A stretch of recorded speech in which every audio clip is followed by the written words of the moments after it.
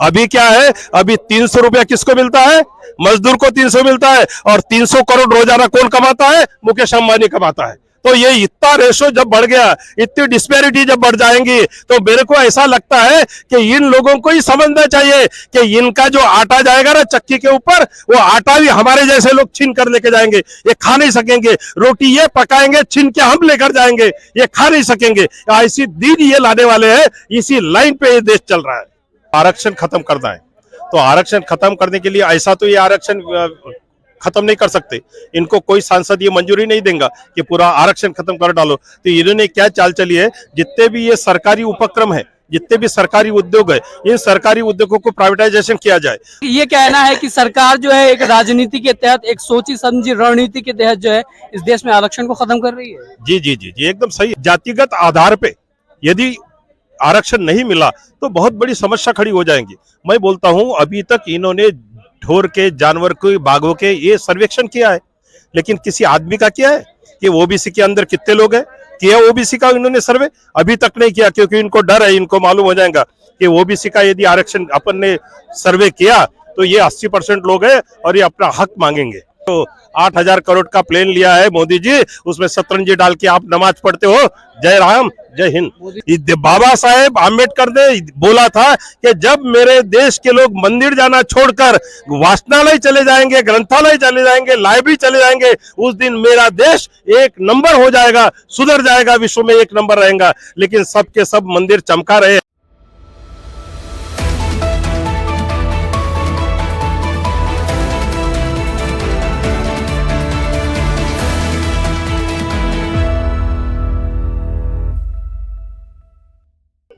नमस्कार, मैं हूं तस्कीन और आप देख रहे हैं टास्क न्यूज। आप मेरे पीछे जो तस्वीर देख रहे हैं, ये तस्वीर है दिल्ली के जंतर मंतर की, और यहाँ जो है काफी सारे बुजुर्ग खड़े हैं। ये बुजुर्ग वो हैं जो पेंशनधारी हैं, लेकिन इनकी शिकायत ये है कि इन्होंने नौकरी के नाम पर पूरी जिंदगी, पूरी जवानी अपनी उसमें एक तरीके से कहें कि तपस्वी की तरह जो है वो तपा दिया। लेकिन अब बुजुर्गी की हालत में जब उनको जो है आराम की जरूरत है तो उनके खाते में चंद पैसे आते हैं। उनके साथ क्या समस्याएं हैं, किस तरीके से वो दो चार हो रहे हैं, आइए उनसे बात करते हैं और जानने की कोशिश करते हैं कि आखिर देश किस तरफ जा रहा है। सर ये बताइए, अहम मुद्दा क्या क्या है? बोलिए। पहला मुद्दा तो यह है कि इस देश की एक गुप्त एजेंडा बोल सकते हैं अपन कि इन लोगों को आरक्षण खत्म करना है। तो आरक्षण खत्म करने के लिए ऐसा तो ये आरक्षण खत्म नहीं कर सकते। इनको कोई सांसद ये मंजूरी नहीं देगा कि पूरा आरक्षण खत्म कर डालो। तो इन्होंने क्या चाल चली है, जितने भी ये सरकारी उपक्रम है, जितने भी सरकारी उद्योग है, इन सरकारी उद्योगों को प्राइवेटाइजेशन किया जाए। प्राइवेट वाले के पास में, जैसे अदानी अंबानी के पास में जाएंगे तो वो बोलेंगे आरक्षण आरक्षण, मेरे पास में कुछ नहीं। आपको आना है तो सीधा कैपेसिटी पे आओ, आपका जो भी मेरिट लिस्ट होगा उस हिसाब से हम लेंगे। तो ये जितने भी दबे कुचले लोग थे, पिछड़े वर्ग के लोग थे, ये नौकरी के बाहर हो जाएंगे। ये कहना है कि सरकार जो है एक राजनीति के तहत, एक सोची समझी रणनीति के तहत जो है इस देश में आरक्षण को खत्म कर रही है। जी जी जी जी, एकदम सही है। 100%। आपका नाम क्या है? मेरा नाम है PN पांडे। मैं EPS 95 कोऑर्डिनेशन कमेटी का नेशनल वाइस प्रेसिडेंट हूँ। पुलगांव का हूँ, वर्धा जिले में रहने वाला हूँ। सर, आप पांडे, कहा यह जाता है कि बीजेपी का जो कोर मतलब वोटर है वो स्वर्ण है, और स्वर्ण को जो है 10% जो है आरक्षण देकर के उनको खुश किया गया। 10 में वो EWS वाले के लिए, इकोनॉमिकली वीकर सेक्शन जो है, उसने कोर्ट में वो डिसीजन दिया है कोर्ट में कि भाई इन लोगों को 10% लोगों को आरक्षण दिया जाए। वो तो एक ठीक बात है। जो भी कमजोर किसी भी वर्ग का हो, चाहे ब्राह्मण हो या चाहे SC हो, ST हो, कोई भी हो, तो उस 10% लोगों को तो वो देना ही देना चाहिए। लेकिन जातिगत आधार पे यदि आरक्षण नहीं मिला तो बहुत बड़ी समस्या खड़ी हो जाएंगी। मैं बोलता हूं, अभी तक इन्होंने ढोर के, जानवर के, बाघों के ये सर्वेक्षण किया है, लेकिन किसी आदमी का किया है कि ओबीसी के अंदर कितने लोग हैं? किया ओबीसी का इन्होंने सर्वे? अभी तक नहीं किया, क्योंकि इनको डर है, इनको मालूम हो जाएगा कि ओबीसी का यदि आरक्षण अपन ने सर्वे किया तो ये 80% लोग हैं और ये अपना हक मांगेंगे। तो इसके लिए ये वो सर्वे नहीं करते। ठीक है, पेंशनधारी की आप बात कर रहे थे सर, पेंशन को लेकर के जो है वो किस तरह की समस्या आती है? पेंशन तो 2-3 प्रकार की है। अभी तो गवर्नमेंट वाले को 2004 से इन्होंने पेंशन बंद कर दी है। उनकी ओल्ड पेंशन जो थी वो बंद कर दी है। अभी नई पेंशन उनको न्यू पेंशन स्कीम में डाल दिया है। तो उसमें उनका जितना भी पैसा जाता है तो वो पैसा उनके at the time of retirement 60% उनको दिया जाएगा और 40% पेंशन में डाला जाएगा। जब 40% पेंशन में डाला जाएगा, वो 40% शेयर मार्केट में इन्वेस्ट करेंगे और शेयर मार्केट यदि लंबा हो गया तो उनकी पेंशन लंबी, यदि शेयर मार्केट जिंदा रह गया तो इनकी पेंशन चालू। इस हिसाब से होगा। ये हो गई एनपीएस। और हम जिसके लिए लड़ रहे हैं वो है ईपीएस। ईपीएस में हमने कंट्रीब्यूशन दिया है। हमारे पगार में से 8.33% इनके खाते में ऑटोमेटिक चला जाता था। यदि मेरी पगार 15,000 है तो मेरे 1250 रुपए पर मंथ इनके खाते में चला जाता है। यदि जैसी सैलरी हो गई वैसा 1250 रुपए का चालान हमारा जो मालिक रहता है वो मालिक इनके खाते में डालता है। तो ऐसे लाखों करोड़ों लोग, 20 करोड़ लोग मैं बोल रहा हूँ, 20 करोड़ लोगों के हर महीने कितने पैसे जाता होंगे। एलआईसी और ये ईपीएस का ईपीएफओ ये बहुत बड़ा घबाड़ है, बहुत बड़ी संख्या में है। अरे इनके पास में तो अभी 58,000 करोड़ अनक्लेम्ड अमाउंट पड़ा था।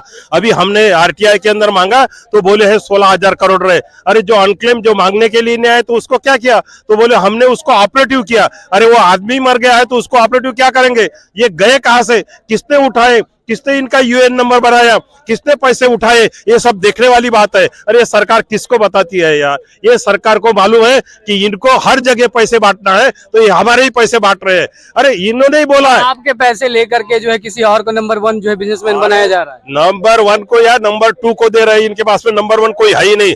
नंबर 1 सिर्फ महात्मा गांधी था जिसने एक धोती के ऊपर अपना राज किया था। अभी कोई नंबर 1 नहीं है। ये साले सब ये 2 नंबर के लोग हैं। ये 2 नंबर के लोग झूठा बोल के तो सत्ता पे आते हैं। वो ये साधारण लोग हैं, ये गरीब लोग हैं। ये समझ जाते, आपके बहकावे में आ जाते। आपने बोला रोने का नाटक किया, ये आपके साथ में आ जाते और फिर जैसे ही वोट मिलता है आप अपनी औकात बताते हो। 8,000 करोड़ का प्लेन लिया है मोदी जी, उसमें शतरंजी डाल के आप नमाज पढ़ते हो। जय राम जय हिंद। मोदी जी नमाज पढ़ते हैं? नमाज पढ़ते यानी योगासन करते हैं। मेरा कहने का मतलब है ये है, योगासन करते हैं। नमाज भी पढ़े तो आपकी क्या है, भगवान को ही हाथ जोड़ना है ना। नमाज पढ़ो, नमस्कार करो, मंदिर में जाओ, कुछ भी जाओ। गॉड इज वन यार, सदियों से बोला जा रहा है कि गॉड इज वन। तो ये कहा के झगड़े लगा के रखे हैं आपने। ये झगड़े सारे बंद करो और आओ आप एक साथ में सब लोगों को बोलो कि आइंदा इसके बाद में कोई अलग धर्म का नहीं होगा। सिर्फ नाम ही लिखो ना उसका, जाति का को पूछते बार बार कौन से समाज का है, क्या है। समझदारी की बात कर रहे हैं और मैं देश में देखता हूं कि लोग कहते हैं राम मंदिर बनना चाहिए। 6 दिसंबर को बाबरी विध्वंस था, अब कह रहे हैं कि जो है अगले मस्जिद की बारी है और देश में हम हर चीज का बदला लें। यार ये आपके जैसे मीडिया है ना, यही फैलाते रहता है।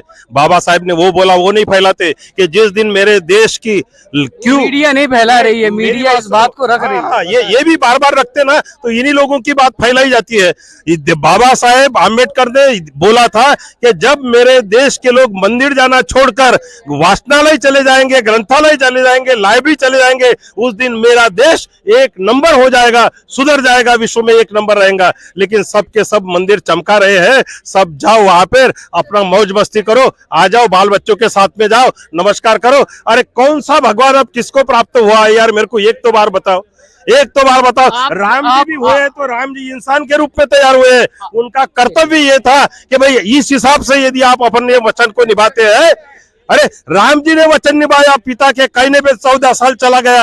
अरे आपने 3,000 और महंगाई देने की बात, भत्ता देने की बात की, आपने अपना वचन नहीं निभाया और आपने बोला है कि ये जुमला है। क्या ऐसा कैसा होता है? फिर राम का मंदिर क्यों बना रहे भाई, काय को बना रहे? अरे जब जबान एक है, कम बोलो लेकिन अच्छा बोलो, कम बोलो लेकिन सच बोलो। जो भी बोलना है वो इतना सच बोलो कि लोगों को लगना चाहिए कि नहीं ये मोदी आदमी ऐसा है, ये गरीबों के लिए जीने वाला है, ये अदानी अंबानी का इसका कोई लेना देना नहीं है, ऐसा हमको लगने को ना। लेकिन आज दुर्दशा हमारी है, दुर्दैव हमारा ये है कि हमको लगता है मोदी जी सिर्फ अंबानी और अदानी के लिए जी रहे हैं। आपका कहना है कि मोदी जी झूठ बोलते हैं देश के? अरे झूठी बोलते हैं भैया, झूठी बोलते हैं।